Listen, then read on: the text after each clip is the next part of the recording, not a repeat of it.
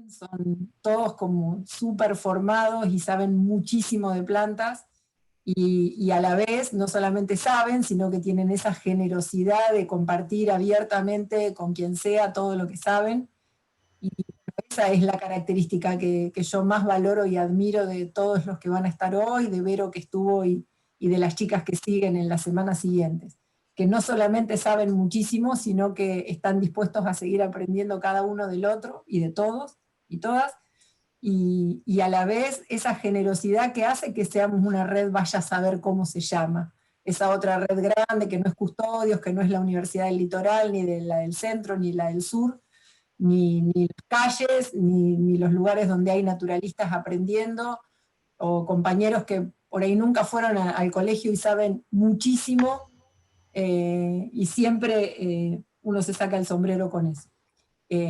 Finalmente quiero traer nada más a Doril, que seguramente no nos está viendo, porque entre tanta cantidad de gente seguramente no sé si está informado siquiera. Lo vamos a seguir invitando, o le vamos a mandar esta grabación seguro, pero Doril fue una persona de un pueblo que una vez alguien le dijo, ¿y qué planta es esta? Y él dijo, no tengo ni la menor idea. Y le dio mucha vergüenza su respuesta, según me contó, y los siguientes años estuvo yendo a Buenos Aires, aves argentinas, buscando información de qué planta trae qué bicho, y bueno, fue el referente de Clara cuando comenzó su tesina de grado en esos médanos, que no dejaba de caminar, tuviese la edad que tuviese, y creo que eso es un símbolo de muchos de nosotros apasionados por algún tema que entraña esa inocencia que está en las plantas, en las aves acuáticas y en todas aquellas cosas por las que trabajamos. Así que todos, más que bienvenidos, todas, todes, y bueno, muy contenta de estar acá con la tarea para que puedan comenzar en horario. Muchísimas gracias. Buenísimo, bueno, muchas gracias, qué emoción. La verdad es que tenemos de algunos invitados muy especiales para mí, y además estoy súper contenta de que siga este encuentro lindo, no tan lindo como los presenciales, pero igual muy lindo. Les voy a compartir la pantalla si empezamos a charlar un poco con fotos, además de con charla. ¿Hay alguno de los chicos me dice si se está viendo bien? Se ve con pantalla completa. Sí, perfecto, Clary, ya se ve, solo tenés que poner pantalla completa, ahí está, listo. Genial. Buenísimo, bueno, como todos los encuentros desde hace varios años, les hacemos un lugar a las plantas nativas en este programa de Custodia del Territorio, que tiene así como su foco central en las aves acuáticas, foco pero un poco excusa, en realidad sabemos que es muchísimo más que eso. Y esta charla ahora la llamamos Creando Hábitats con Plantas Nativas. ¿Se acuerdan que otros años era Preparando las Orillas? Y bueno, vamos a estar hablando de plantas nativas y de algunas cosas más, por ejemplo, de la compañía, invitados especiales que tenemos. Pero en un primer momento, lo que nos trae a las plantas nativas a Custodios, además de ellas mismas, ¿no?, es su relación con la fauna. Son amigos históricos. La fauna nativa y la flora nativa son nativos de un lugar, pero además compartieron un montón de historia evolutiva en común, y entonces trazaron un montón de relaciones, algunas que sabemos, como esa que está ahí, esa foto. A ver si alguien ve que ahí no hay solo una planta nativa. Ven que ahí, cruzadito, igualito, acá, hay un gusano que es igual a la planta, o sea, tanta relación tienen que tuvieron tiempo para parecerse y para ser prácticamente iguales. Entonces, cuando plantamos nativas, realmente estamos haciendo casa para un montón de amigos, algunos así con una adaptación tan específica como y otros no tanto, pero sí, sí siempre viene como una gran diversidad de fauna asociada a una gran diversidad de flores o de plantas. Lo primero que pensamos en general es como en flores y en mariposas, pero en realidad es mucho más que eso, y si bien las mariposas nos llaman mucho la atención, después pueden ser también la comida de alguien que nos puede llamar la atención en un nivel 2. Y a veces incluso otras plantas nativas que no son tan llamativas como estas que están en la foto, por ejemplo nuestras pajas y nuestras cortaderas de los pastizales pampeanos, no tienen un fruto súper jugoso o una flor súper llamativa, pero sí tienen un refugio, y el refugio, el lugar para hacer el nido, para esconderse, para guarecerse, es tan importante como el alimento, ¿no? Igual. Y ¿por qué es importante crear hábitats? ¿Por qué creemos que está bueno plantar nativas para crear hábitats? La respuesta a esta pregunta es un poco esta imagen, que puede ser un poquito ecofobizante, es una imagen al azar que tomé de cualquier lugar de la región pampeana, ni una particularmente modificada, ni una particularmente natural, y esta es nuestra realidad en la región pampeana y en muchos lugares del mundo, porque como especie manejamos la mayoría del mundo, que no es el mar también bastante, pero digamos, los seres humanos manejamos entre el 75 y el 90% de la Tierra, o sea, todo, prácticamente todo, y mucho de eso cambió el uso del suelo, se llama, cambió la cubierta vegetal nativa, original que había en ese lugar, ahora es otra cosa. Muchos cultivos agrícolas, algunos lugares son también ocupados para la ganadería, para las ciudades, y esos cambios son tan radicales, cambia tanto el paisaje ese, que ya no funcionan como casa, como hábitat, para la fauna que originalmente vivía ahí. Entonces, esto de recrear hábitats es súper importante porque, digamos, una de las principales causas de pérdida de biodiversidad en el mundo es esto, es simplemente menos lugar, tan sencillo como eso, ¿no? Y esto, lejos de ser un mensaje pesimista, que no es para nada la idea del taller, muy al contrario, lo que me parece a mí muy importante es que tenemos que ser conscientes de esto, pero además tenemos que ser conscientes de que todos somos decisores, ¿no? Todos decidimos sobre algo, todos decidimos como consumidores, pero además seguramente muchos de ustedes tienen una maceta al menos. Entonces, en esa maceta podemos decidir qué hacer, o otros tendrán un balcón un poquito más grande, una terraza, un vivero, un patio, un barrio, una quinta, un campo, lo que sea, la escuela, el patio de la escuela, todos decidimos todo el tiempo, ¿no? Entonces, en esas decisiones podemos empezar a plantar nativas y recrear un poquito de ese hábitat, y por eso esta charla es una charla taller, en la que les vamos a contar cómo hacer plantas nativas, cómo empezar, ¿no? Cómo empezar a jugar un poco con eso. Y estos somos nosotros el sábado pasado, estos son nuestros invitados, y son la parte de Amigos Históricos 2. ¿Por qué? ¿Porque somos prehistóricos como las relaciones de los bichos? No. Pero sí nos conocemos hace mucho tiempo. Esas son unas fotos, estuvimos en una especie de excavación arqueológica hoy a la mañana, ayer a la tarde, buscando fotos viejas, y resulta que, perdón, apareció un cartelito de que tenía que iniciar mi video, no sé por qué. ¿Ahí me ven bien? Genial. Entonces, Andre, que está ahí, no la Andre mi mamá, sino la otra Andre, es mi profe de botánica, fue mi profe de botánica en la carrera, pero además junto con Agus, que es el del circulito rojo de acá, Andre es la del otro circulito rojo,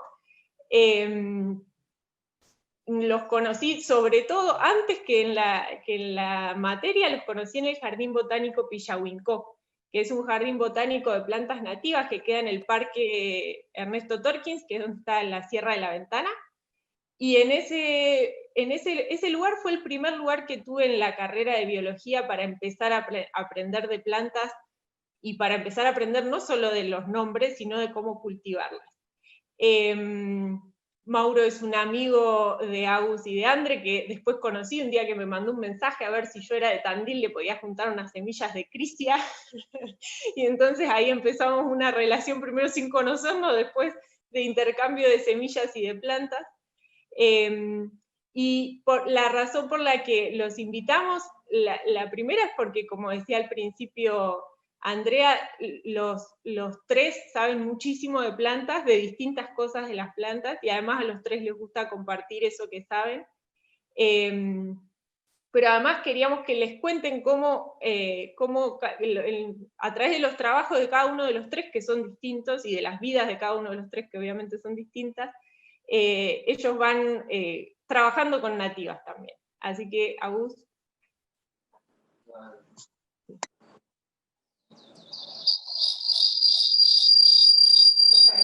¿Usted? Ah, se escucha cuando hablo igual. Si no me mudo, para que estamos acá cerquita.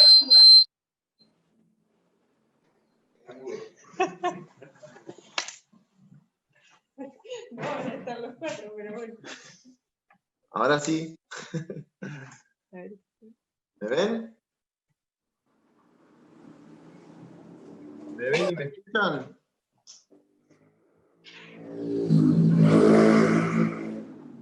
¿Sí? Sí, genial. Ah, muy bien. Bueno, ¿cómo les va? Yo soy Agustín. Bueno, como decía Clara, bueno, para mí también Andrea fue mi profe, así que Andrea va a quedar como prehistórica, pero no, es re joven. Perdón, Pero, fui profesor. De los tres fui profesora. claro. Ella fue la culpable, junto con Carlos, fue la culpable de que nos enamoremos de las plantas, de la vegetación natural, de la vegetación nativa, más allá de uno de la relación que tenía antes y que le encantaba las plantas y la naturaleza. Uno en esa cátedra aprendió a querer, por lo menos a mí me pasó eso, a querer a las plantas y sobre todo a las plantas nativas.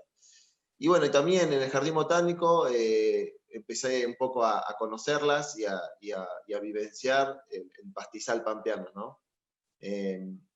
Y bueno, y a mí me toca de alguna manera, por esas cosas de la vida, venirme a vivir a Torkins. Yo soy de Bahía, pero bueno, me vine a vivir a Torkins, más cerquita de las sierras todavía, y siempre uno tuvo una relación muy cercana con las plantas, ¿no? No solamente por recorrer los pastizales y las sierras, sino bueno, también haber hecho mi tesis de licenciatura con una planta endémica que es el llantén plateado, en realidad nombre científico, Plantago bismarcki, una plantita muy linda y emblemática acá de la reserva. Y bueno, y más allá de eso, uno siempre tuvo esa relación, y como decía Clara, ¿no? ¿Qué decisión que tiene uno, o sea, qué posibilidades de decidir tiene uno de crear hábitat, ¿no? Ya sea en cualquier lado, ya sea en la casa, en un bulevar, en el jardín de algún amigo, incentivarlo para que ponga algunas plantas, mostrarle, digamos, enseñarles de alguna manera a detenerse a observar esos pequeños detalles de las plantas y poder generar diferentes espacios. Y bueno, por alguna razón caí en el INTA. Yo soy extensionista del INTA, estoy a cargo del programa Pro Huerta, y empecé, digamos, a trabajar con lo que son las huertas familiares acá en el distrito. Entonces, toda posibilidad, digamos, todo nuevo espacio es una nueva posibilidad para crear hábitat, ¿no? Con plantas nativas. Entonces, de repente uno tenía la posibilidad de estar con gente que le gustaban las plantas, que quería producir, pero que también uno podía de alguna manera hacerlos relacionar con las plantas nativas, poder hacerlos descubrir que las plantas tienen una relación histórica con la fauna, como decía Clara, que muchas de las plantas atraen un montón de polinizadores y de insectos que son también nativos y que han coevolucionado a través de la historia, ¿no? Y que son benéficos, son beneficiosos para espacios como, por ejemplo, las huertas familiares, porque les brindan servicios. Y entonces uno, más allá del enamoramiento que tiene uno y de las ganas que la gente ponga plantas nativas, uno los va como de alguna manera seduciendo Y bueno, y la gente de a poquito empieza a poner y a recrear sus hábitats, sus casas, sus jardines con plantas, aunque sea una, aunque sea dos o tres, y empezar a conocer esas relaciones.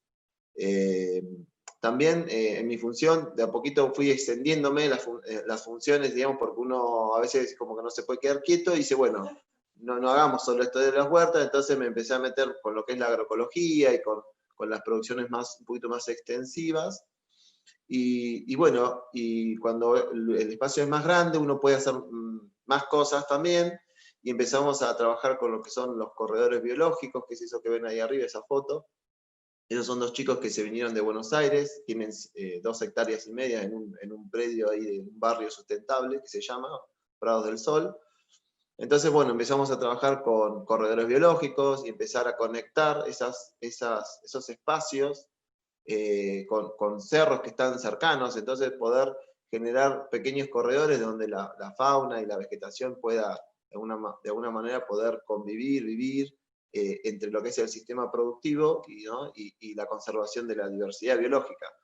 Yo tengo esa como doble mirada por mi trabajo de que tengo que pensar en la producción y tengo que pensar en la conservación de la variabilidad, ¿no?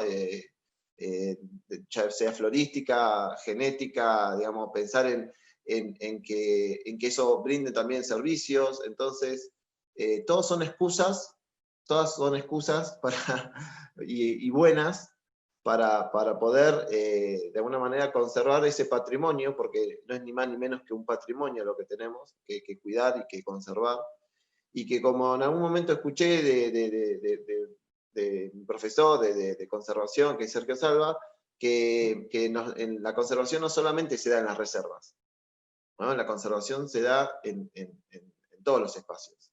Y uno debería poder también generar esos espacios para poder cuidar a esas plantas y a esa diversidad biológica. Así que bueno, como parte, digamos, de mi trabajo y de mi profesión, siempre he tratado de poder vincular, ¿no? lo que hago con las plantas nativas. Y bueno, en algún momento también hicimos un lindo cantero de nativas en varios lugares del distrito. Eso es una lucha eterna que uno tiene que, digamos, que de alguna manera es constante la lucha, porque uno hace cosas y después te las deshacen. Entonces uno hasta empieza a pensar estratégicamente en dónde conviene poner, ¿sí?, el foco para que, digamos, estos hábitats se puedan crear y puedan, de alguna manera, mantenerse en el tiempo, ¿no? Desde mi jardín, el jardín de algún amigo, o, bueno, a una escuela. Así que, bueno, un poco eso es lo que hacemos, lo que hago. Y bueno, y hace poquito Andrea me llamó un día en el instituto. Yo justo estaba, no sé si estaba ya dando clase o no en el instituto, y me propuso, así como una cosa media locada, porque yo nunca tenía experiencia, en hacer una especie de trabajo, digamos, para un parque eólico acá cerquita de Torkins, que una obra de gran envergadura, bueno, que había lugares digamos, del establecimiento en donde se iba a emplazar el parque eólico, que iba a ser degradado. Ella había hecho todo el relevamiento, ya les va a contar.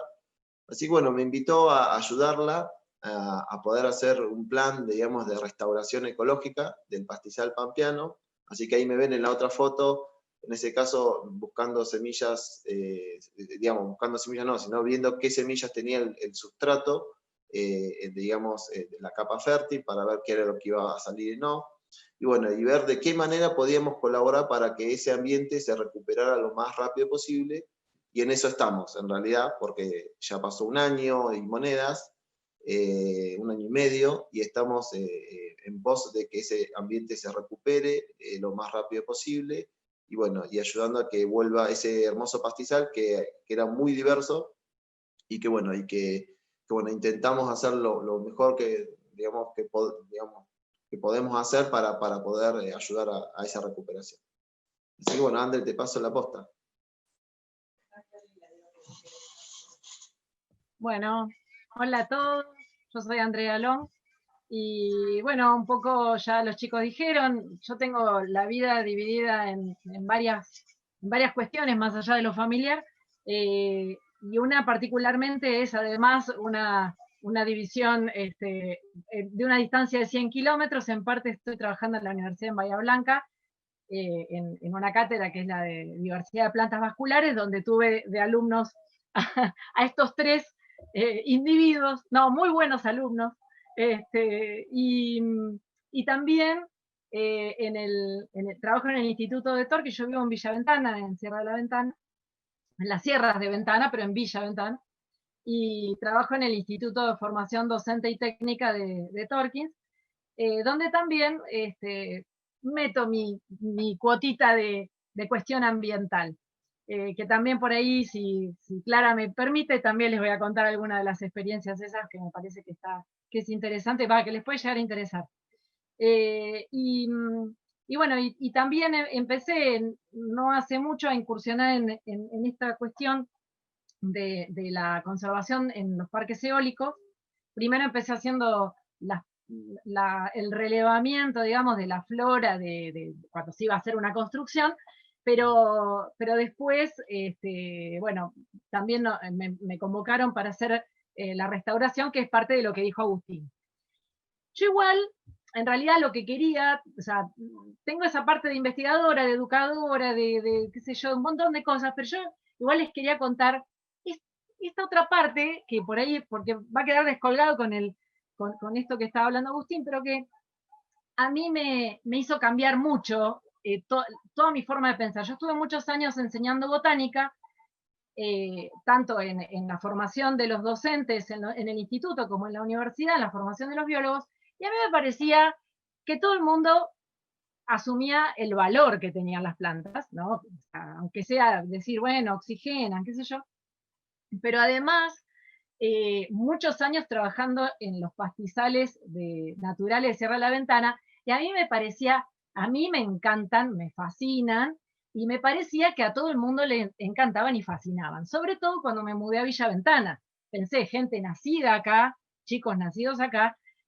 deben disfrutar como yo de tirarse en los pajonales y estar mirando los pajaritos, los bichitos, eso.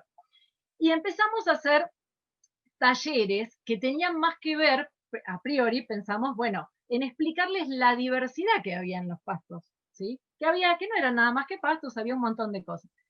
Pero interactuando tanto con chicos chiquitos, con adolescentes y con adultos, y con gente muy mayor, porque también hicimos talleres para la tercera edad, empezamos a ver que cuando uno decía pastizal, automáticamente al lado estaban las palabras más o menos estas, ¿no? Algo muerto amarillo, yuyos, mugre, empezaban a aparecer comida para el ganado en el mejor de los casos. Entonces, para mí fue un shock, ¿no? Para mí fue una cachetada que me dieron después de muchos años de creer que esa parte no la tenía que trabajar. Así que bueno, me parece a mí muy importante a veces sondear bien, porque nosotros partimos de supuestos. O sea, acá, por ejemplo, a todo el mundo seguramente le gusta la biodiversidad, y al que por ahí le gustan más las aves entiende que las plantas tienen que estar. Pero parecía que no. Entonces mi desafío durante casi ya 20 años es el de virar de yuyo, algo muerto, mugre, comida para las vacas, qué bueno, qué sonido hacen con el viento, qué diversidad de colores, todo lo que me encuentro adentro es una caja de sorpresas. Cada vez que uno está cerca de un pastizal, se encuentra de todo en ese pastizal, un montón de plantas, un montón de animales, algas, de todo, hongos, ¿no? Entonces, mi tarea cambió. Y bueno, justo en medio que creo que los agarré a ustedes en toda esta movida, justo cuando ustedes cursaron, en toda esta revolución mía de la cabeza. Y bueno, y en realidad cambió un poco en ese sentido. Y en ese sentido fue que dije, la educación, nada más que enseñar en la universidad las partes de las plantas y la diversidad de familias de plantas, o a las personas que iban a ser docentes, qué decía de las plantas el diseño curricular de turno, dije, no, esto no va por acá, esto va por otro lado. Y ese lado, creo yo, que es algo que un poco hemos charlado también con Clara y con Andrea, mi tocaya, que pasa por ciertas acciones, ¿no? que involucran estar adentro del pastizal. Estar adentro. Puede ser con la imaginación, como tenemos que estar en este encuentro, pero tenemos que poder verlo, poder olerlo, poder tocarlo, poder escucharlo, porque yo escuché una vez a una paisajista que hablaba de la belleza en los jardines, de los ruidos de las plantas, y a mí me fascinó. Ese concepto, y el concepto de cómo ilumina la planta cuando la luz pasa a través del follaje, ¿no? Entonces, creo que el camino va por ahí. Y por ahí fue que entonces empecé en la cátedra botánica a tratar de sacarlos a todos los ambientes que se podía, que el presupuesto universitario me permitía, por un lado. A las docentes también. Y bueno, y armé, que Clara, lo cuento porque Clara quería un poquito que yo contara esta experiencia. Había acá hasta no hace mucho, había una radio comunitaria, que era la radio FM del Vagón, no sé si alguien anduvo turisteando por acá por la zona, seguramente escuchó esa radio. Y en esa radio armamos un programa con la persona que conducía, era una única persona que manejaba toda la radio, era así como un pulpo, Marta se llama. Y bueno, empezamos a hacer un programa, pero el programa de radio tenía todo un desafío. Yo tenía que contarle a la gente, a los oyentes, cómo eran las plantas de donde ellos vivían, pero que ellos jamás habían visto, a través de la radio, ¿no? Estamos hablando del año 2009, todavía las redes, recién empezaba Facebook, y todo el mundo con mucha desconfianza lo usaba, ¿no? Decían, te van a robar, te van a lavar el cerebro, qué sé yo, bueno, capaz que sí. Pero bueno, de todas maneras, empezó todo un desafío, y dije, está bien, tenía oyentes, escuchaban todo, se imaginaban las plantas, y dije, no, pero también hay que hacer algo más. Entonces empezamos a hacer recorridas, es decir, yo hablaba en la semana de determinado grupo de plantas, les contaba de todo un poco, y después hacíamos salidas con la gente del lugar, ¿no?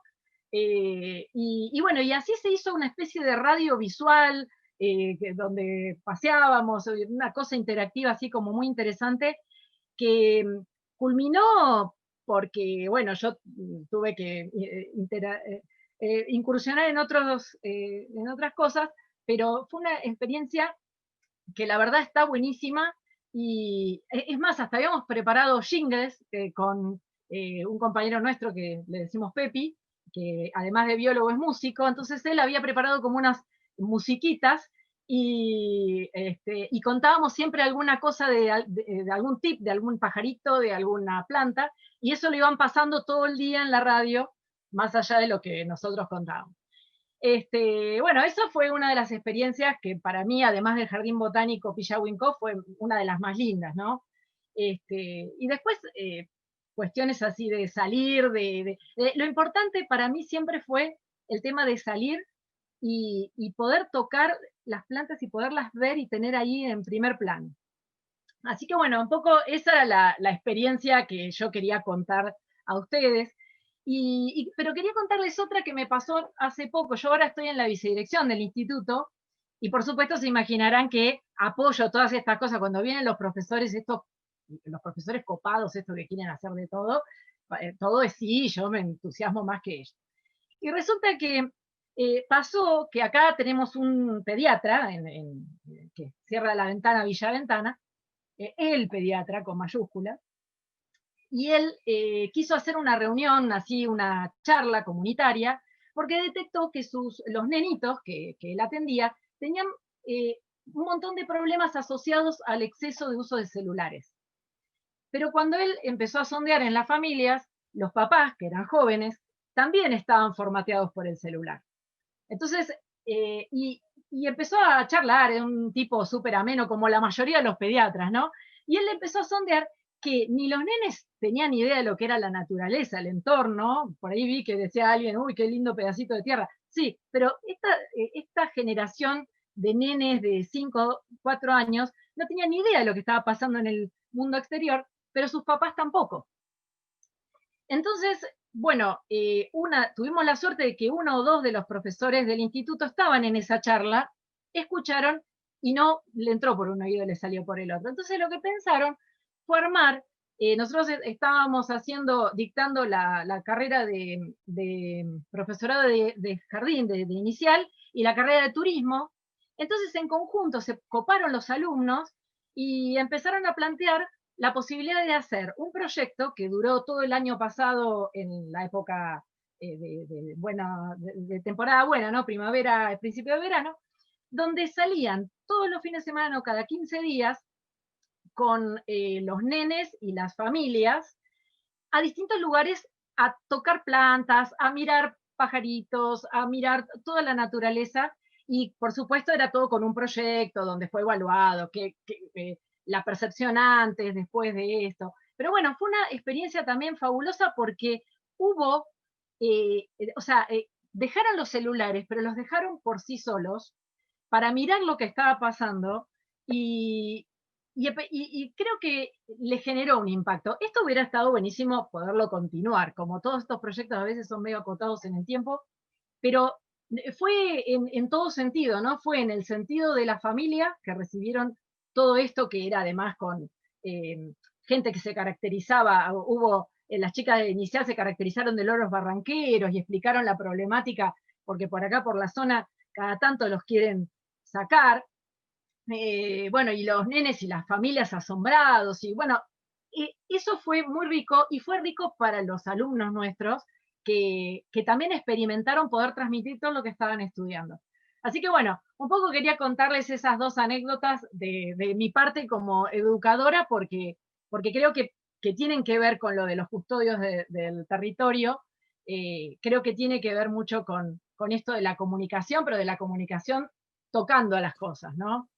Y bueno, y un poco también otra anécdota que tenemos con Agustín, que fue cuando entramos al parque eólico, y en esta misma sintonía de que nos parece que todo el mundo tiene que amar a la naturaleza como nosotros, creemos que por ahí estamos recontra convencidos, por eso lo hacemos, diseñamos todo un pequeño proyecto, uno muy grande, que fue involucrar por primera vez, estamos hablando de una empresa muy grande que se llama AES Argentina, ¿no?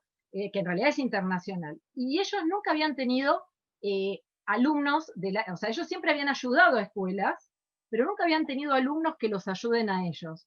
Y nosotros un poco se nos ocurrió invertir la cuestión. Entonces hicimos que la escuela cultivara plantas para estas áreas de restauración que contaba Agustín, pero que a su vez vinieran con sus profesores y ellos colaboraran en la restauración.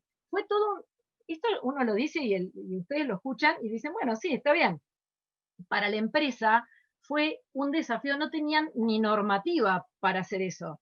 No sabían cómo hacer para que menores ingresaran al predio de la obra. No, les compraron botitas de seguridad, compraron cascos, porque nadie puede entrar sin casco. O sea, les desestructuró la cabeza, pero para bien. Y ese fue uno de los proyectos, nos importaba en doble sentido, ¿no? Que abrieran la cabeza a los de la empresa, pero a su vez que los chicos locales aprendieran sobre plantas y restauración. Y dijimos, bueno, dale, nos mandamos, vamos por mal, le damos un poquito vamos a hacer que la gente de la empresa, imagínense que están los operarios que manejan las maquinarias grandes, están los ingenieros y están todos los operarios que arman los molinos. Dijimos, bueno, vamos a hacer que todas estas personas quieran las plantas, ¿sí? Que fue nuestro gran desafío. En parte, pedíamos que nos ayudaran. Entonces teníamos gente como, por ejemplo, se bajaba el de la topadora y nos ayudaba a hacer los pocitos para plantar las plantas, que Clara gentilmente nos había pasado para algunas de las plantas que ella tiene ahí en Pampeanas. Bueno, teníamos plantas de otros lados. Entonces, nos ayudaba a hacer los pocitos y les explicábamos. Y había uno que dice, pero ¿qué diferencia hay? Me decía uno que venía del Chaco, me acuerdo. ¿Qué diferencia hay entre dejarlo así, que nazca cualquier yuyo, y las plantas que ustedes están poniendo? Entonces uno le explicaba de las plantas nativas, y era. Y Bueno, y Agustín, no sé si fue Agustín o fue Josefina, no sé quién, Agustín, preparó un té de Marcela. Y los reunimos también a todos los operarios, bajó el de la topadora, estaba el gerente, al gerente que venía, era un tipo re grosso, el gerente que había estado en todas partes del mundo. Bueno, a ese le hicimos comer yerba de la perdiz, masticar hojitas de vinagrillo. Salió fascinado del mundo que estaba descubriendo. Y también el té de Marcela, un té. O sea, a ver, estamos hablando de un té, con un yuyo de ahí, ¿no? Té de Marcela, agua y yuyitos, hojitas. Pero eso fue mágico. Cuando mi mamá a mí me contaba cuentos y me decía esos elixires que tomaba y la persona se transformaba en princesa, helada, qué sé yo, bueno, esto nos pasó eso. El Agus acá está presente, no me va a dejar mentir, el que manejaba la excavadora, que tenía que hacer ese pozo inmenso que rompía todo, dice, ¿cómo hago ahora yo para subirme a la excavadora y seguir rompiendo? Esas fueron sus palabras, ¿no? Y yo digo, ¿qué cosa, no? Ahí está en la fotito de la derecha, están, yo ya no me acuerdo ahora los cargos, ¿no? Pero está desde una chica está de gerenta, otra que estaba en la parte de seguridad, después nosotros explicándoles qué era lo que íbamos a hacer, y bueno, y a mí siempre también otra de las cuestiones es que pensar a lo grande a veces es pensar en pequeñas cosas. Ese fue mi otro aprendizaje, ¿no? Uno era de no creer que porque yo quería el pastizal, la gente entendía, aunque hubiera vivido toda la vida ahí. Y el otro fue eso, ¿no? Una pequeña cosa como ese té de Marcela en la naturaleza y cómo cambió la percepción del mundo. Así que bueno, nada, quería contarles, me dijo Clara, bueno, me invitó para contarles rápidamente algunas anécdotas de todo lo que hemos vivido. Y bueno, esas fueron por ahí la selección de las cosas que me impactaron más y de las cuales aprendí más también. Así André, que claro, es un gusto escuchar y reencontrar tus relatos. Y bueno, estoy más que agradecida tanto a los que están presentando como a la cantidad de gente. Creo que hay 90 personas en este momento escuchando que han seguramente preparado sus materiales para lo que sigue de la parte de taller. Así que muy bienvenida a la introducción y bueno, seguramente estamos acá con nuestros esquejes preparados. Así que muchísimas gracias a los 4. Gracias. Perdón, Ahora, gracias, Andrés. Perdón, una sola aclaración es que nos quedan media hora, después de la cual vienen 15 minutos de descanso y seguimos con las noticias de los custodios. Así que muchísimas gracias. Buenísimo, gracias, André. Están buenísimas esas experiencias. Y ahora Mauro nos va a contar un poco cómo es las nativas en la casa de uno, que me parece que es súper importante porque es lo que estamos a punto de hacer en lo que sigue de tallercito. Así que a ver ahí. Mau, ¿está por ahí? Hola, ¿cómo les va? Bueno, yo soy Mauro Fossati y bueno, yo trabajo en el Jardín Botánico de la Facultad de Agronomía, que se llama Lucien-Haumann, pero bueno, me agarró la cuarentena en mi casa, yo viajo de un lado a otro y bueno, esta vez por suerte me agarró en mi casa en Sierra de la Ventana, soy vecino casi de Andrea y de Agustín, y bueno, yo junto a mi amiga y colega Laura Ruiz, que seguramente está escuchando la charla, tenemos un proyecto que lo iniciamos en Capital, donde estaba viviendo yo, que se llama Canteros Silvestres, y empezamos en su cuadra misma, buscando y relevando canteros, planteras que no tenían árboles, y la idea era poner una planta nativa, un árbol, un arbusto, pero no plantarnos, irnos y no decir nada, sino que tocábamos timbre a la persona, le pedíamos permiso y le contábamos las intenciones de la plantación, de lo que se iba a plantar y por qué se iba a plantar. Y así, bueno, inició un proyecto con el cual dimos varias charlas y bueno, la gente se reprendía Y por suerte, en la zona de Capital y con Urbano Bonaerense hay un montón de personas que se están uniendo en el tema de las plantas nativas y la conservación de la biodiversidad. Así que eso es como, nos da esperanza de que todos estos lugares superpoblados van a tener la posibilidad de tener pequeños relictos de naturaleza generados por las propias personas, ¿no?, interesadas en la conservación. Y bueno, yo en mi caso particular, bueno, justo están viendo ahí una foto de mi casita con el parte del pastizal que dejé. Yo cuando adquirí el terreno era un pastizal totalmente alto.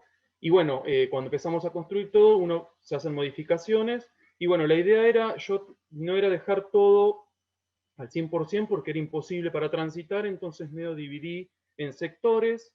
Y bueno, la parte trasera se convirtió en un pastizal y arbustal natural. O sea, yo solamente lo que tuve que hacer es generar un sendero para poder caminar y ver a las yararás que a veces cada tanto aparecen y no tener un accidente.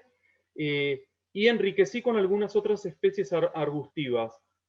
Mi casa tiene un jardín del frente, es mixto, tengo nativas y exóticas, pero atenti, exóticas que no tienen antecedentes de invasión. O sea, tenemos que tener en cuenta eso a la hora de hacer un jardín mixto. Muchas veces las personas nos consultan, a mis colegas también, de qué plantas poner, y a veces no encontramos, por ejemplo, un árbol nativo para esa zona, y bueno, a veces tenemos que elegir una especie no nativa, pero tenemos que hacer un estudio de esa especie para no poner una potencial especie que después pueda ser una amenaza para el lugar. Tengo una parte de sector de frutales y después el resto del patio es natural. Y bueno, ahora están empezando las flechillas, pues es un flechillar prácticamente, a florecer. Así que bueno, ahí se ve una pequeña fracción. Y después ven, en la otra foto, ven una oruga de la mariposa monarca del sur. Es una mariposa nativa que llega hasta acá al sur de la provincia. Y que está en una de sus plantas hospederas, que es la Asclepias melodora. Generalmente siempre, si está Asclepias curasábica, que es una pariente exótica, la vamos a ver en esa especie, pero bueno, esta es la especie de Asclepias nativa que tenemos, que da unas flores blancas muy lindas. Todo esto acá en el parque. Y bueno, la caricatura que se la pasé a Clara porque creo que venía muy bien para la charla. Así que bueno, nada, eso es un pequeño resumen. Y bueno, ahora después vamos a hablar un poco más del tema de la reproducción de algunas plantas nativas. Gracias, Mau. Ahí vamos hacia eso porque para tener un patio así, Mauro, bueno, tiene la suerte de vivir cerca de la sierra, pero además sabe reproducir y cultivar nativas muy bien, siempre nos anda regalando a todos.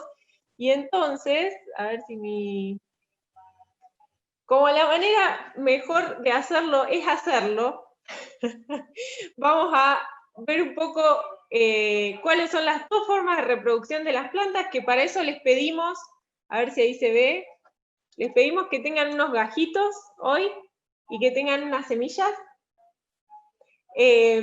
porque esas son las dos formas en las que se reproducen las plantas, ¿sí? Las plantas se reproducen vegetativamente a través de, a veces rizomas, estolones. Eso quiere decir que es la misma planta, como si a nosotros nos arrancaran un dedo y saliera una personita, la misma planta que saca una planta nueva. Hay plantas que lo hacen naturalmente, como una estrategia en la naturaleza, y hay otras que no lo hacen naturalmente, pero que cuando nosotros hacemos el proceso de sacar un gajito, funciona.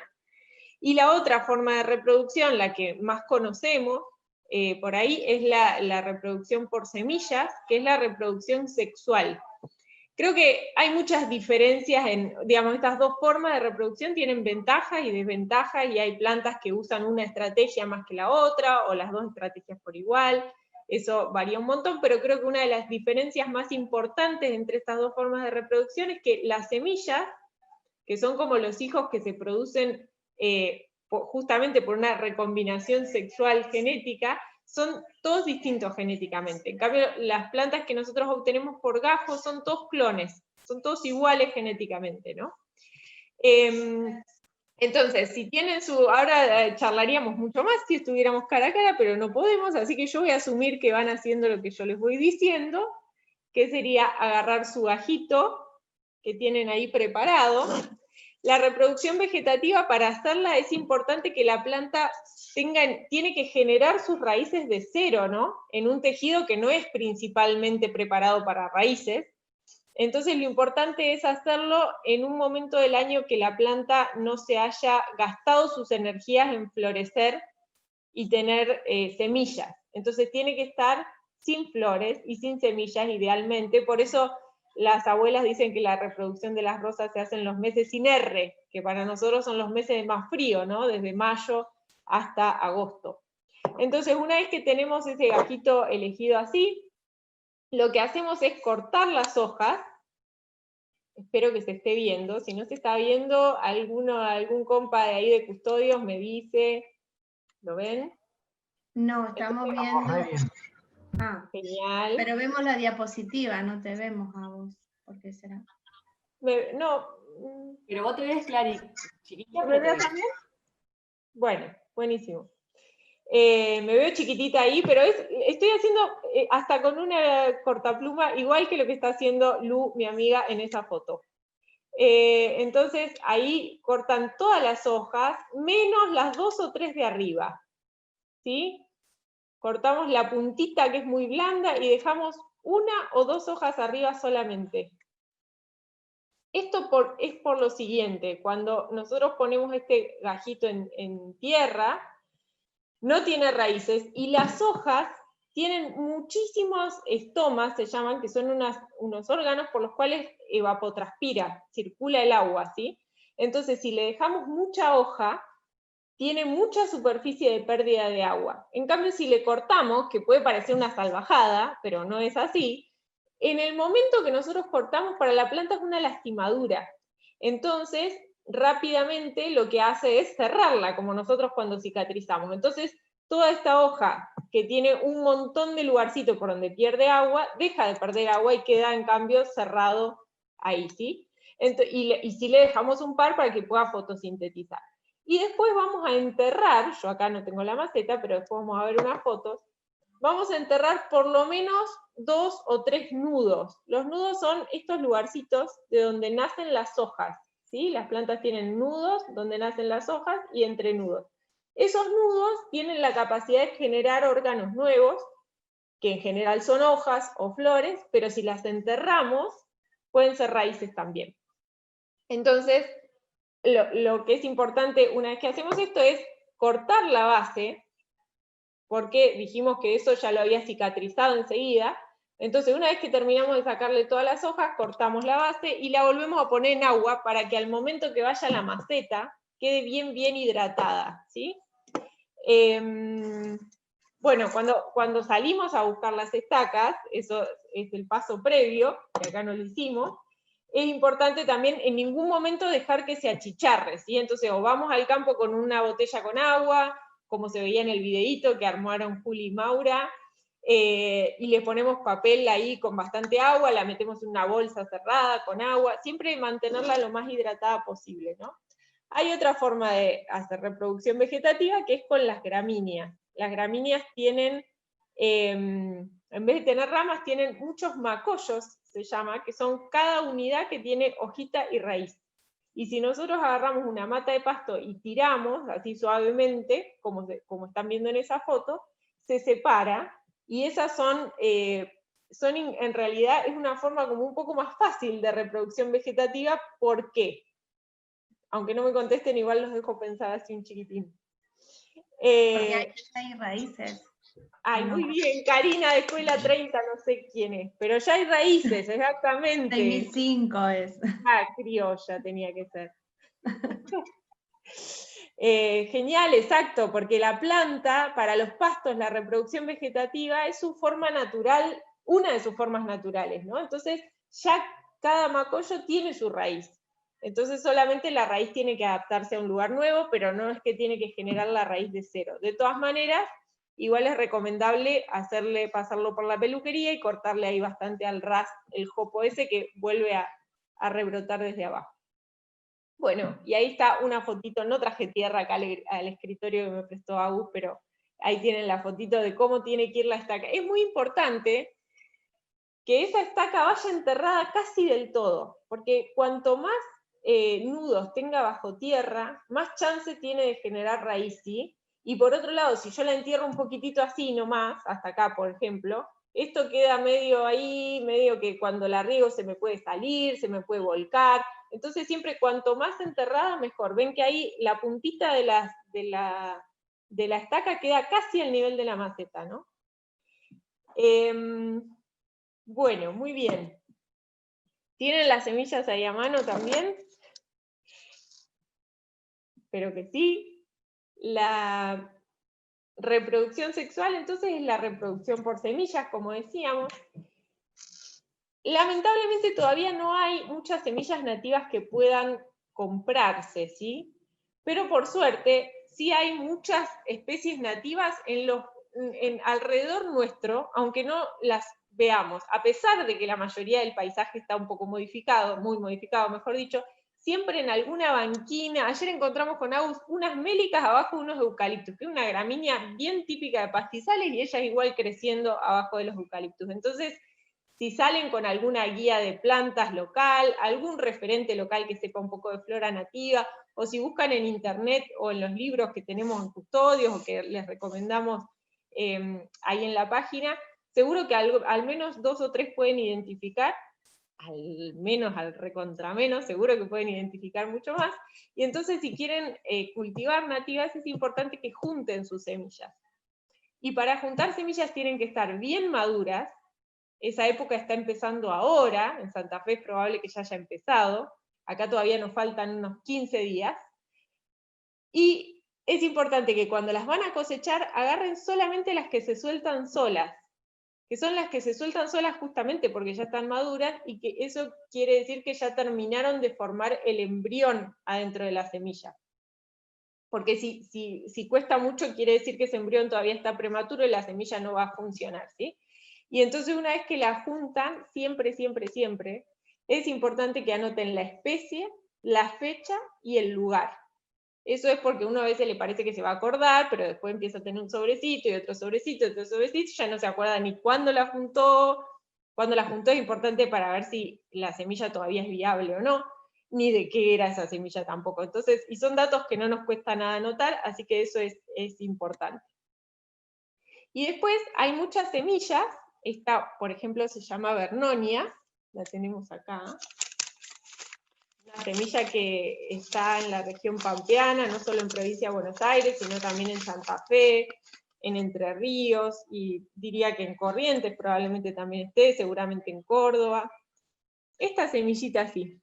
Esta no tiene ningún proceso raro que haya que hacerlo. Obviamente hay algunas semillas que funcionan y otras que no, como pasa con las de huerta. Entonces, lo que tenemos que hacer simplemente es preparar una tierra sueltita en una maceta, como si fuera para sembrar cualquier otra cosa de huerta, y ponerlas directamente en tierra. Y después de un tiempo, esa es la plantulita de Vernonia. Yo lo que me gusta hacer, y lo que creo que está bueno hacer con los chicos también, es esto, que es poner un montón de semillas de las que no sé bien si van a germinar muchas, pocas, cómo es la plántula, más para aprender que otra cosa.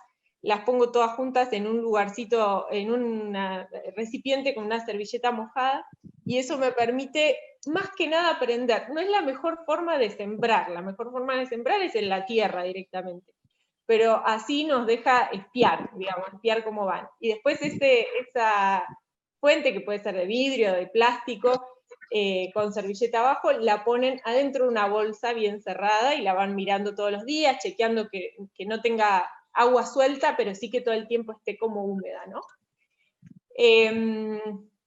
Hay otro tipo de semillas, que son las leguminosas, que son todas las semillas que las semillas de plantas que tienen chauchas. Por ejemplo, todas las habas, todas las lentejas, todas las arvejas, todas esas son... Esta planta. Ahora le Creo que hay un micrófono abierto por ahí. Le decía que todas las... A ver si fíjense por favor tener los micrófonos cerrados. Los veo igual que los comentarios no son de cualquier cosa, que me están haciendo comentarios de la forma de la semilla. Les decía entonces que las leguminosas son todas las plantas que tienen chauchas, como por ejemplo de las que nosotros conocemos, las habas, las arvejas, las lentejas, ¿sí? Todas esas, las que son silvestres, las que son cultivadas no, porque ya hubo un trabajo previo para que germinen sin hacerles nada, pero las que son silvestres suelen tener cáscara dura, una cáscara muy dura que evita que, acá estoy buscando mi herramienta para este momento, que es un alicate. Esa cáscara dura evita que el agua entre, y entonces no la deja germinar a la semilla. Entonces para que germine tenemos que hacerle un pequeñito tajo, en el extremo opuesto al puntito que tiene la semilla. La semilla tiene un puntito que es por donde se agarra de la chaucha, ¿no? Entonces, ahí donde se agarra de la chaucha, que es como el ombligo de la semilla, está el embrión. Entonces, en la otra punta, donde no está el embrión, le hacemos un tajo súper chiquitito con un alicate, o se puede hacer con una lija también. Tiki, ahí está. No sé si se ve. Y entonces con ese pequeñito tajo ya el agua entra por ahí, y la podemos poner en agua 12 horas o 24 horas, y después la sembramos. Esto le sirve a la planta para que no todas las semillas germinen en el mismo momento. En la naturaleza van cayendo y se van desgastando, primero unas, después otras, según donde nacen, y eso permite que nazcan en distintos momentos, y entonces aumenta la posibilidad de que alguna nazca en un buen momento, ¿no? Si nacieran todas en el mismo momento y después viene una sequía, por ejemplo, chau, suenan todas. Entonces, para eso le sirve esta cubierta impermeable, pero cuando nosotros la plantamos no queremos que quede ahí muchos años sin germinar, ¿no? Así que si hacemos eso, ahí va a estar nuestra plantulita después. Y después de eso, sigue, como habíamos dicho, ponerlas en las macetas, que pueden ser macetas que compramos, pueden ser, estos son sachet, Lupe con la gente ahí de Santa Fe, que hicieron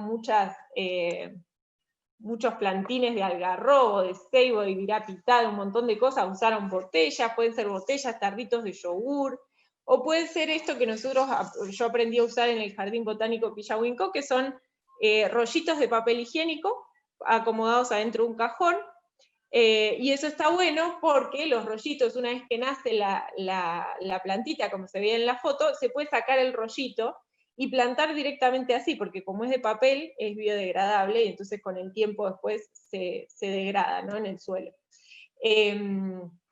Si usamos esos rollitos, después las trasplantamos a una maceta más grande antes de trasplantarlo directo a tierra. Si es que está en un lugar lejos, si lo tenemos muy cerquita, podemos trasplantar directo el rollito a la tierra. Y después regamos. Eso que está ahí también son botellas, el otro uso de las botellas, que son como invernaderos individuales, ¿no? La verdad es que las plantas nativas pueden crecer, no necesitamos mucho más que algunas macetas y algún lugar con una media sombra. Si hace mucho calor en el verano no necesitan invernadero, pero si estamos en un lugar muy frío, si queremos hacer que crezcan un poquito más rápido, muy frío o con mucho viento, o si queremos hacer que crezcan un poco más rápido, le podemos poner esos invernaderos personalizados, baratos, y las ayuda inicialmente sobre todo. Y una cosa muy, muy importante es que ni bien plantan una estaca o trasplantan un plantín, enseguida hay que regar. Igual que hay que mantener bien húmedo todo el tiempo las estacas, como les decía recién. ¿Por qué? Porque cuando la planta se achicharra, cuando yo veo que se cayó, así que se marchitó un poco, eso ya le estresó. Y ya hace que le cueste mucho, mucho más agarrar. Entonces, si yo las tengo todo el tiempo así, rozagantes, todas turgentes, gorditas, así, sin estar ni un poco marchitas, muchísimo mejor en todo el proceso, desde que busco la estaca, si es de estaca, hasta que lo trasplanto al final del todo. Como les decía, según el lugar puede ser necesario o no eso del invernaderito personalizado. A este lugar no le ponemos invernaderito personalizado porque tiene una media sombra arriba, que podría ser la sombra de alguna planta que no tenga una sombra muy densa también, no precisa ser una media sombra que pongamos para eso. Y bueno, espero que me hayan ido siguiendo ahí, es un poco bastante más feo que estar ahí cara a cara, pero bueno, es mucho más lindo que no estar charlarles así que me imagino las hojitas ahí alrededor de las compus de cada uno, las semillas, el alicate, un vaso con agua, y les quedará de tarea ahora ir a sembrar a las macetas. Y bueno, esperamos, seguro que Andre y Mauro y Agus, tanto como yo, que salgan a mirar ahora, además de mirar aves, a mirar y juntar semillas. Bueno, Clarita y equipo, muchísimas gracias por cumplir exactamente su horario y su cometido. Acá tenemos una macetita, pusimos dos en realidad, porque teníamos una sola macetita. Hicimos la tarea, vamos a ver si nos prende. Y realmente muy hermoso el espacio y hay un montón de preguntas en el chat que vamos a ir leyendo. A ver si, Ezequiel, ¿estás por ahí? Bueno, a ver, vamos con la primera. ¿Qué nos dice? André, perdón, yo colecté todas las preguntas que había en el chat y se las pasé a Clara por el chat en un mensaje directo a ella. Ah, bueno, bárbaro. Si querés te lo reenvío vos para que vos la leas y ella conteste. No, me parece que si vos las tenés, Clary, bárbaro. Yo porque estaba tratando de recuperarla, estaba muy concentrada en el Yo la fui trasplante. recuperando a medida que surgían. Perfecto. Gracias, Fabi, yo no las encuentro. A ver. Bueno, contanos, Fabi, andá leyéndola. Estás con el volumen muy bajito, Clary. Y también, mientras Fabi las encuentra, como decíamos al principio con Melina, si alguien ahora tiene ganas de poner su cámara y activar su micrófono, las puede hacer sin problema. ¿Ahí escuchan mejor? Ahí está mejor. ¿Las viste, Clara, las preguntas? No sé cómo. Las pasé por el chat de Zoom. ¿Querés pasármela por WhatsApp? Que no me aparece. En el chat de Zoom me aparecen todos. No, pero... Bueno, ahora me cambio de máquina y te las paso por WhatsApp. Dale. Gracias, Andre, que se quedó. Andre tenía una reunión ahí que se está pegando el faltazo, así que gracias. Muchas gracias. Primer comentario que Clary, que me gustaría leer, que me dice, acá alguien dice, estoy encantado con todo lo que cuentan, soy Máximo de Progreso y estoy en 7º grado. Así que hay un montón de saludos así, de felicitaciones y de cuánta motivación y demás, que ya los van a ir viendo, pero qué genio Máximo. Acá dice, buenísimo. A todo lo que lo rodea. Genial, gracias por ese compromiso de ir escuchando cosas que te interesan, que seguro que te van a ayudar a encontrar lo que te gusta hacer y encontrar tu vocación, que es re importante. Si todas las personas en el mundo hicieran lo que realmente les gusta hacer, tendríamos un mundo mucho más bonito. Acá tenemos una pregunta, Clary, que creo que es la primera, que dice, si hacemos esquejes de esquejes, ¿la planta pierde vigor? Si hacen un esqueje de un esqueje que hicieron hace 2 años y la planta ya está súper linda y qué sé yo, no pasa nada. Pero si es un esqueje de una planta que está recién prendida, no está bueno, digamos. Supongo igual que puede ser un poco por lo de la genética, ¿no? Si hacemos esqueje de esqueje, hay algunos viveros, por ejemplo, que tienen una planta madre sola y hacen un montón de una especie que sea muy fácil de reproducir por estaca y hacen todas las plantas de eso. Eso no está muy bueno porque las plantas, imagínense que la variabilidad genética de la que todo el mundo tanto habla es como la caja de herramientas de la planta o del animal, de lo que sea. Entonces, cuanto más variabilidad genética haya en un grupo de plantas o de animales, más herramientas tienen esos organismos para enfrentarse a cosas, que puede ser una sequía, una helada, un bicho, una plaga, una enfermedad, lo que sea, ¿no? Entonces, si de repente tenemos un montón de plantas todas iguales y tienen menos herramientas para enfrentarse al mundo que tiene sus cambios, ¿no? Entonces, siempre que pueda hacer plantas de semilla, mejor, ¿sí? Porque tengo justamente todos organismos distintos, genéticamente distintos.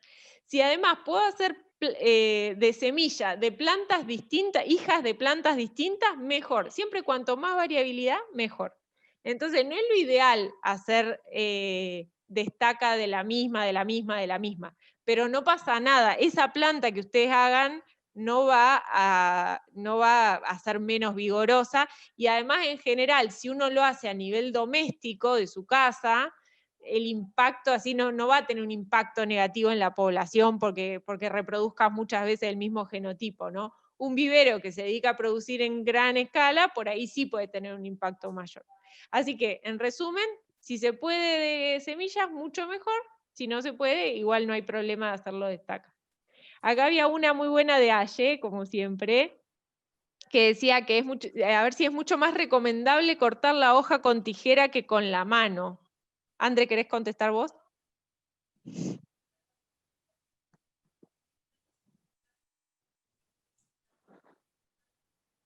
Alguien estuvo haciendo algarrobo cordobés. Dale, André. La tijera que con la mano, sí, capaz que Mauro tiene más experiencia en eso, pero no, en realidad el corte limpio, en mi experiencia, por lo menos con las plantas de las sierras, siempre es mejor, corte limpio y a bisel. Pero no sé, Mauro, si vos tenés alguna otra técnica. Estás muteado, ¿eh? Ahí estoy. No, siempre que tengamos a mano una herramienta afilada es mejor, porque tanto cuando cortás el tallo o la hoja, vos estás ocasionando una herida. Y me ha pasado de utilizar una herramienta desafilada y lastimás mucho más el tronco, el tallo o la hoja. Entonces, yo recomiendo siempre tener una herramienta lo más afilada posible, y mis amigos agrónomos a veces lo que hacen es pasarle un algodón con agua y alcohol para desinfectar, porque generalmente si utilizas esa tijera para manipular distintos vegetales, puede llegar a tener algún hongo o alguna enfermedad que podés transmitirla a las plantas. Así que generalmente, dentro de lo posible, es utilizar alguna herramienta afilada y con algún tipo de desinfección. Quería comentar algo con respecto a la germinación de las leguminosas, tanto de barba de chivo, caldena, algarrobo. En mi experiencia personal, la etapa crítica es cuando aparecen los dos cotiledones. Me ha pasado de que me he pasado con el agua y las plántulas caen. Se llama, en inglés le dicen dumping off o mal de los almácigos, que es ante el exceso de agua les ataca un hongo que mata la parte basal y el plantín cae y esa planta no prospera más. Así que yo lo que hago es mantener cierto grado de humedad, pero nunca pasarme, porque generalmente son plantas de lugares semiáridos o áridos. Entonces, yo siempre cuido esa parte crítica de los cotilones, y una vez que empiezan a aparecer las hojitas verdaderas, ahí ya se puede empezar a regar un poquito más. Buenísimo, Mauro. Eso es re importante porque justamente, y sobre todo con árboles y arbustos, como decís, de zonas secas, el sustrato, o sea, la tierra que pongan en la maceta o en el almácigo, tiene que poder escurrir bien rápido, tiene que drenar bien, porque si no drena bien, esas son plantas, imagínense que evolucionaron en ambientes con poca agua, entonces no están adaptadas al exceso de agua, ¿sí? Entonces, siempre, si ven que la maceta se encharca, hay que cambiar ese sustrato porque no funciona bien. Clary, tengo un orden acá de las preguntas. La que seguiría ahora sería si te preguntan si la recolección de semillas puede ser que se degenere, que la planta no salga como pretendemos, por ejemplo, que salga como arruinada de semillas. Tiene un poco de relación con la pregunta anterior. Sí. No, en realidad hay muchas razones por las que una planta puede no salir bien. Hay que seguir probando aunque a la primera no salga bien. De hecho, uno suele aprender más cuando le sale mal que cuando le sale bien, como en todo. Cuando uno junta semillas, digamos, puede ser que venga, que le agarre alguna enfermedad como lo que estaba diciendo Mauro, pero no debería ser que el hecho de juntar semillas dé más enfermedad que el hecho de hacer gajitos, ¿no? Sí, hay algunas especies que tienen mucha facilidad para agarrar de gajo y entonces como que resulta más fácil hacerlo así porque la semilla es muy chiquita o porque semilla muy poco, pero no debería pasar eso de que se degenere cuando uno necesariamente, capaz que habría que probar otra población, juntar de otro lado, o poner, muchas veces los problemas tienen que ver con eso, con que el sustrato, con que la tierra que uno usa no drene lo suficientemente bien. Sobre todo cuando como que se retuerce, no aparece un hongo o alguna cosa así, puede tener que ver con eso, aunque hay 1000 razones, ¿no? Habría que ver ese caso en particular. Acá me aparece otra. Ah, sí. Sí, no, Me está perdón, pasando otra. Fabi. Bueno, si ya tenés el orden, la siguiente capaz que es para Mauro, no sé, que es, preguntan sobre el litín. El litín es una planta hermosa, hermosa que se usa mucho para postes de alambrado y no sé si para postes o para varillas de alambrado. Es una leguminosa, entonces lo primero que yo probaría para hacerla germinar es lo mismo que hicimos con estas semillas que yo les mostré, que en este caso son de barba de chivo, que es agarrar la semilla y en el otro extremo del cual está agarrado la semilla, que se ve como un puntito, eso que les decía, como un ombliguito, en el otro extremo, cortarle apenas con un alicate o frotarla con una lija y ponerlo en agua. Si funcionó, se dan cuenta, si la rasparon lo suficiente, se dan cuenta porque la semilla se hincha, ¿no? Ahí debería funcionar. No sé, Mauro, yo nunca cultivé igualitín. No sé, Mauro, vos capaz que sí en el jardín botánico ahí. Cuando yo estaba en el Jardín Botánico de Bahía Blanca, en un viaje que se hizo, que fui a Santiago del Estero, traje un convito de plantas de la región chaqueña y hay un ejemplar en el Botánico de Bahía Blanca, así que cuando se pueda circular libremente, la gente que está en Bahía Blanca lo puede ir a visitar. Se hizo una bola de espinas, o sea, prácticamente no tiene hojas, son todas ramas que terminan en espina. Y creo que el tratamiento es el mismo de lo que estuvimos hablando, cuidando siempre el tema de la humedad en ese momento crítico. No significa que no tiene que tener agua, tiene que tener, pero no encharcado, no excederse. Acá hay otra pregunta de Pedro que dice, chicos, la vez pasada germiné unos lapachos, prendieron solo 2, luego de un tiempo murieron, estuvieron en tierra desde inicios de la primavera y brotaron para el otoño. ¿Cuál sería el método más correcto para esta especie? ¿Requiere estratificación? Los lapachos, ¿no?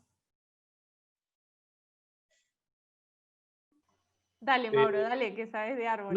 No entendí bien. Él lo germinó y los pasaron todo el invierno porque esas plantas subtropicales son sensibles a las heladas en sus estadios más juveniles, como el ceibo, el jacarandá. Lo que le conviene hacer capaz es poner a germinar en la primavera, así esas semillas se benefician con los meses cálidos y tienen la posibilidad de germinar más y crecer más.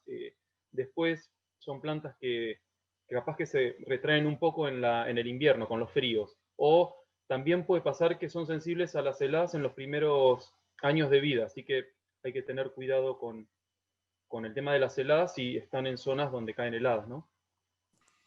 Perfecto, Mauro. Acá recupero 2 preguntas juntas un poquito por falta de tiempo, pero porque tienen relación. Te dicen, la lógica de extraer las semillas cuando se desprendan solas de las plantas, ¿es igual para extraerlas de los frutos? Por ejemplo, para la Passiflora alata. Y la otra pregunta te decía, ¿por cuánto tiempo pueden quedar para las leguminosas las semillitas en las chantas, en las plantas? Ahí va, le estaba contestando justo por el chat. Para los frutos tiene que estar maduro, que maduro puede ser con buen color, blandito, con mucho aroma, según el fruto, ¿no? Y entonces, una vez que el fruto está maduro, ahí se saca. Si el fruto está verde, la semilla no está bien formada. Igual para la pasiflora, algunas pasifloras tienen la particularidad, vieron que la semilla tiene como una babita alrededor. son semillas que algunas no toleran bien que las separes del fruto, las limpies, las seques, las guardes un tiempo y después las siembres. Entonces hay que tratar de sacarla de dentro del fruto y sembrarla medio rápido. Y lo otro que quería agregar es que el otro día aprendí de mi tía adoptiva Lupe, que anda plantando muchos árboles ahí con Custodio Santa Fe, que los lapachos viven muy poco las semillas. Entonces habría que ver, Pedro, a ver qué edad tenían tus semillas, porque yo no sé, Mauro, capaz que vos sabés, no sé cuánto viven, pero sé que hay que plantarlas bastante rápido. Hay un término para las plantas tropicales y algunas subtropicales que se llama recalcitrante, que significa que tienen un poder germinativo relativamente corto. Nosotros colectamos esas semillas y las tenemos que germinar lo antes posible, porque pierden su poder germinativo muy rápido. En cambio, por ejemplo, las leguminosas como caldén, algarrobo, barba de chivo, pueden estar varios años. Me ha pasado de germinar semillas de varios años.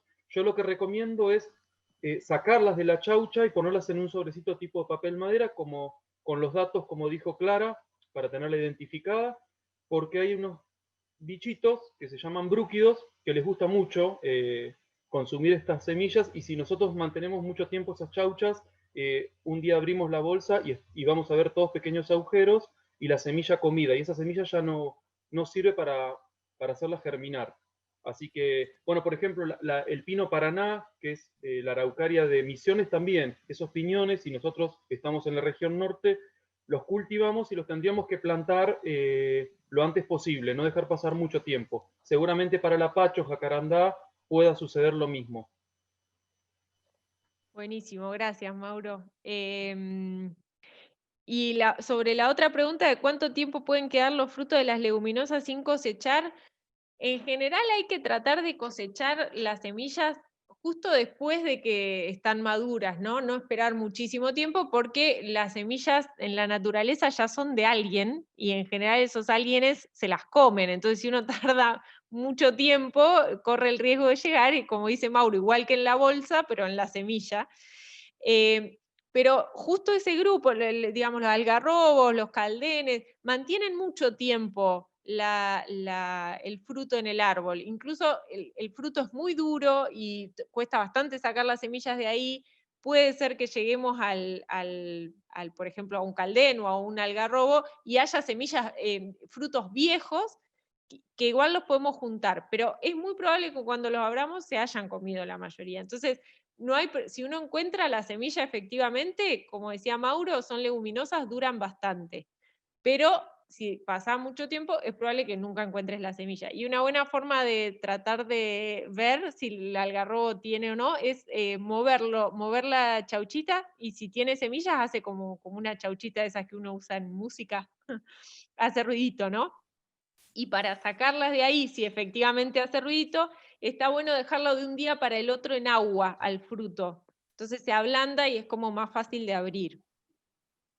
Yo, perdón, Clara, quería hacer una aclaración, porque Sí. A veces hay una confusión en la estructura que tienen los caldenes y los algarrobos.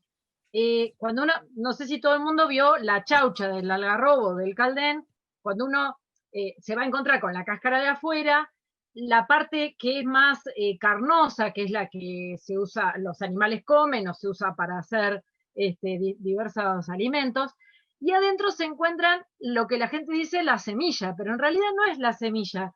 Tiene como una serie de carocitos y adentro de ese carozo está la semilla, ¿bien? Digo porque a veces hay que hacer, para acelerar un poquito la germinación, hay que hacerle alguna muesquita o algún desgaste de ese carozo, que es muy, muy duro porque está preparado para atravesar todo el tubo digestivo del animal. Pero yo quería contarles porque por ahí no se entiende bien cuál es la semilla ahí adentro. Bueno, nada, esa acotación. Bueno, perfecto. Buenísimo, es cierto. Me toca hacer un poco la del corte para que podamos tener unos 10 minutitos y que a las 19 horas en punto pueda estar la serie de Noticias Custodias, a las cuales invitamos obviamente a todos los presentes y a todos los que se quieran sumar. Y me voy a despedir con uno de los múltiples saludos que hay, que son muchísimos, de cariño y de agradecimiento, que recién lo vi, dice, apapacho de leguminosas para la bandada de custodios. Agradecido de estos espacios que siguen marcando el curso de aquellos que con el corazón buscan acompañar los procesos de restauración y convivencia con nuestra madre tierra. Y me parece Gracias, Jorge. de palabras claves que todos estamos sintiendo, como dijimos al principio, bueno, o como la foto esta cuadriculada de Clary, todos podemos estar llorando los incendios sin saber qué hacer para que se promulgue una ley de humedales, complicados con las noticias que permanentemente nos rodean, pero que estén poniendo todo su saber, Mauro, Andre, Clarita, Agus y todos los demás que están compartiendo sus saberes por el chat y sus dudas, es ese privilegio de saber que, bueno, no podemos apagar todos los fuegos, pero estamos haciendo lo que podemos en nuestro pedacito de territorio. Así que un honor que hayan acompañado a los 4 y todos los demás. Andre, me acuerdo siempre de tus correcciones con Julita ahí, que está también escuchándote hace tantos años, intentando compartir lo mucho que sabés vos de plantas y las ganas que nosotras teníamos. Así que bueno, un honor reencontrar a los que ya conocíamos y a los nuevos también, y invitadísimos a seguir compartiendo todo lo que se pueda en este encuentro y después también. Así que muchísimas gracias, y nos tomamos unos 10 minutitos para volver con los compañeros que siguen presentando en un rato. Gracias a todos, gracias Mauro y Andre, muchas.